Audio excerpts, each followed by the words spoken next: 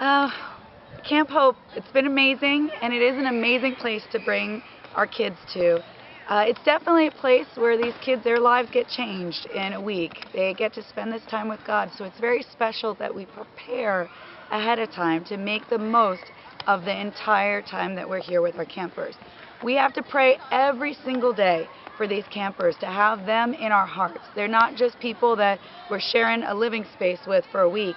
They're people we're really investing our hearts into for the whole entire week. When a camper comes, there's some helpful things that you consider beforehand. Preparation is key.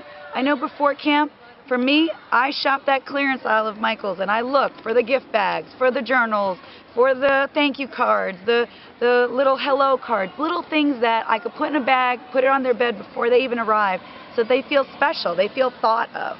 And so when the girls walk in their cabins, they know somebody is really excited for them to be there, so they can get excited about being there.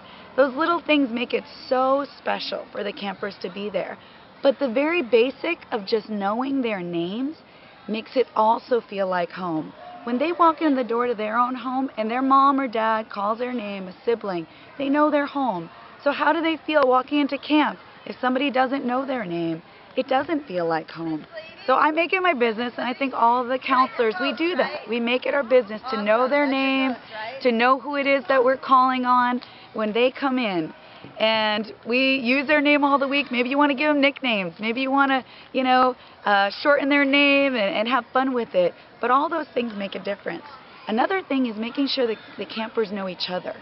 Because sometimes they all come from the same region of the church. Sometimes they don't. Sometimes they are part of our church where they come weekly.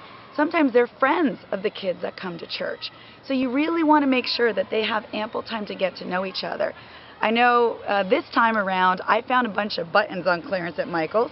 So we had a button game where they basically went around the room and sold things about each other that they had never done. So some of them said, I'd never been to Dave & Buster's. And all the other ones had to give them a button because they know they had been there. So it was a fun little game that they got to do to get to know each other. And all of these things help the girls to feel at home, feel like they're now family. And making sure that we use each other's names, that we don't just say, hey you, or can she come here, but that we practice the names with each other. We call off in our room, in our cabin, we actually call ourselves the emojis because of the theme this year was Inside Out. So we gave our whole cabin a nickname, and the girls get really behind that. We call each other, we call the numbers out of how many are in the cabin, and do a little chant together.